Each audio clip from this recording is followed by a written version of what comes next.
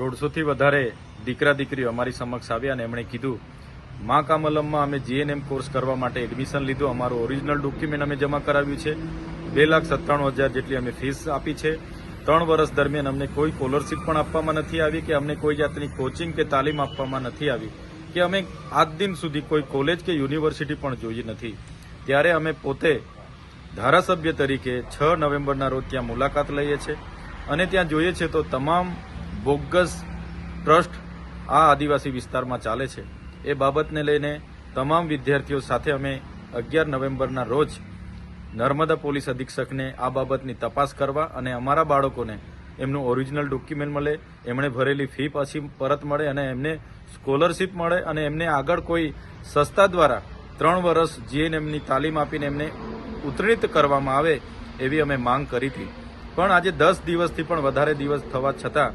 સરકારી તંત્ર કે વહીવટી તંત્રનું પેટનું પાણી પણ નથી હલતું. માત્ર એમણે લેખિતમાં અમને ગુજરાત સરકારે જવાબ કર્યો છે કે આ સંસ્થા આરોગ્ય અને પરિવાર કલ્યાણ વિભાગ ગુજરાત સરકાર અને ગુજરાત નર્સિંગ કાઉન્સિલ અમદાવાદ દ્વારા માન્યતા ધરાવતી નથી, જેમાં કોઈપણ તાલીમાર્થી તાલીમ લેશે જેને સરકારશ્રીની કોઈપણ સ્કોલરશીપ મળશે નહીં અને આ તાલીમ લેનારાને સરકારશ્રીની ભરતીઓમાં પણ માન્યતા માટે યોગ્યતા ધરાવતા નથી એવી જવાબ કરીને સરકાર ઊંચા હાથ કરવાની વાત કરે છે. ત્યારે આ વિસ્તારમાં આવી કેટલી સંસ્થાઓ આદિવાસી વિસ્તારોમાં કોના આશીર્વાદથી ચાલે છે અને અમે ધારાસભ્ય તરીકે રજૂઆત પુરાવા સાથે કરીએ, શિક્ષણ મંત્રી એના પર કડક કાર્યવાહી કરવાની માંગ કરે, છતાં આજે દિન સુધી અમારા બાળકોને ન્યાય ન આપવાનું